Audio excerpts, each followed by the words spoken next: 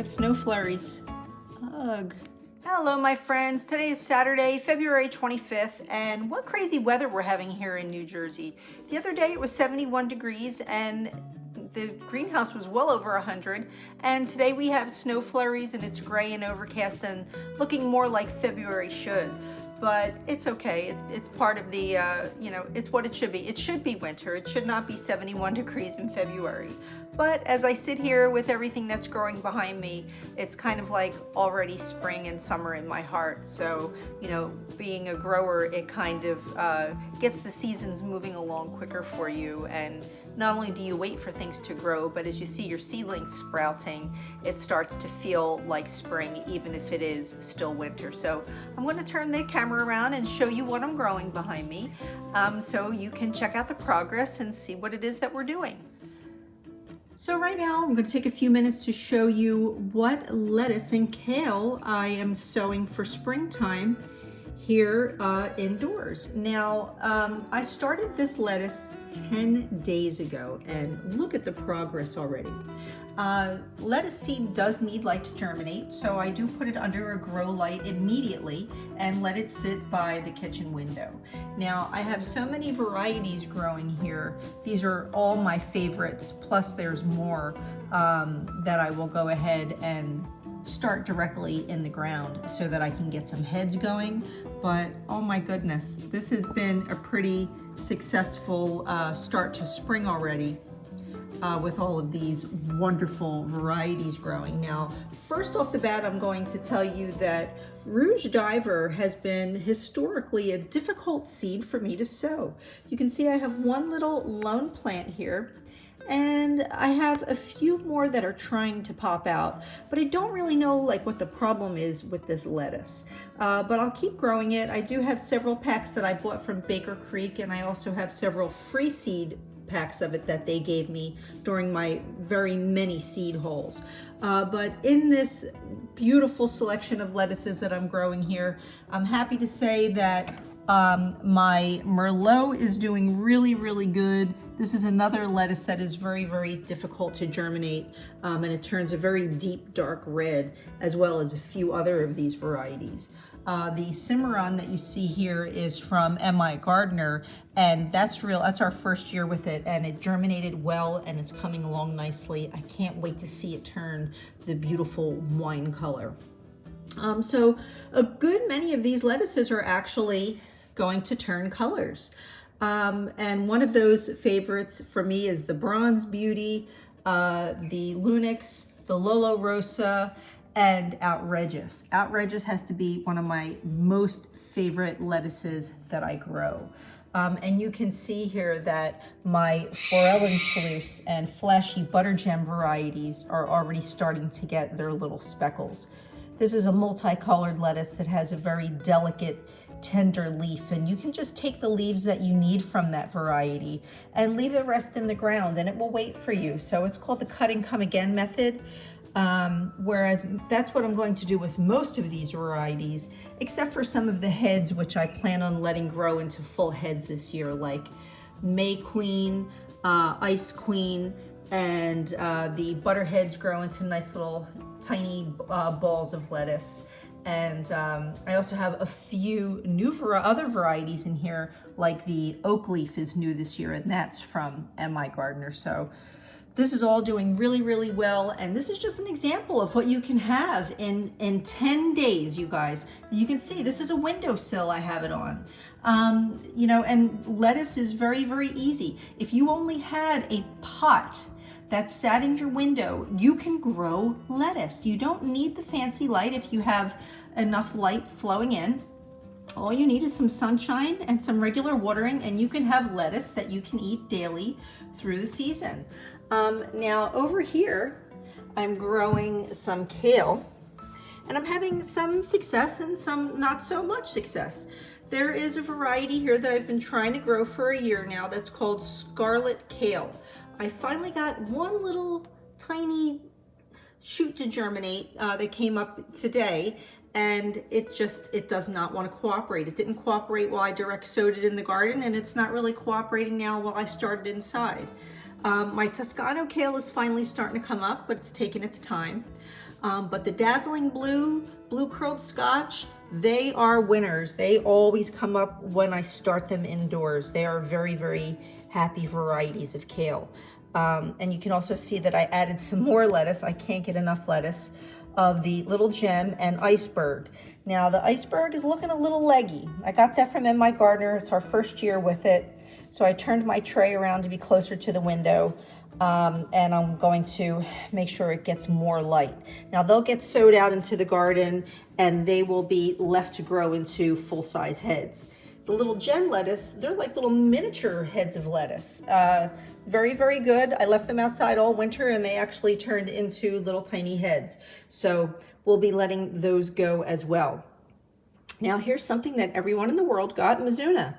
Look what Mizuna does, you guys. This is just 10 days of growth from Mizuna here in the windowsill. So now it's really at a place where I could go ahead and clip it and start putting it into my salad as a microgreen. It's really, really, I'm really enjoying looking at it. It grew to a point now where it's getting its secondary leaves in there. So it's, you know, it's a happy little grower.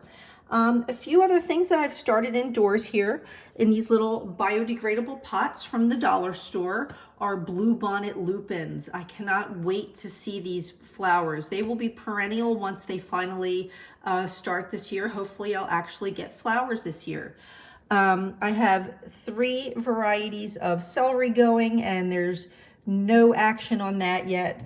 But over here, as far as flowers, look, I don't know if you can see. It's my very first sweet pea that I've ever grown. Happy birthday, baby. It just popped out of the soil this morning. I'm not sure, but I think another one might be coming up out of the edge here.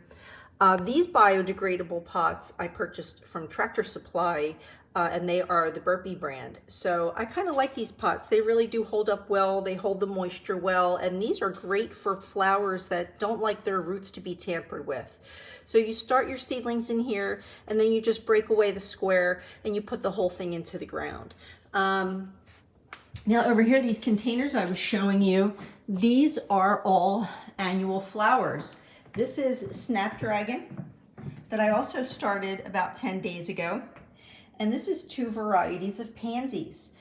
So these things will be going out into the greenhouse very, very soon, so I can clear the table. Yesterday I started 10 varieties of basil, and I'm keeping it inside of this, you see the baby spinach container. And look at all the moisture it has in here. I'm using this as like a little mini greenhouse to keep this soil nice and moist. So the 10 varieties of basil that I have here are lettuce leaf, purple opal, lemon basil, lime basil, cinnamon, Thai sweet. In this container here, I have, let's see what's in here, several varieties as well. The Holy Tulsi, Genovese, Emily. And then there's a sweet basil that doesn't really say what specifically it was, but it was gifted to me from Greenstalk when we bought our Greenstalk last year. And then over here we have some happy leeks that popped up. All of this is only 1 week or 10 days of growth. So you can see that we are having some progress. The only thing that's not really doing too well for me here are my peppers. And it's been 16 days now. I only have 1 keystone resistant that popped up, and that is from seed that I sowed directly from a pepper that I grew. I have 1 notipeno in there, and then the other tall green shoots are all eggplant. But I'm going to have to make a decision because I can't keep them under this dome for too long. They will begin to suffer. So it is important that you grow things that have the same germination time in the same cell if you're going to do this method.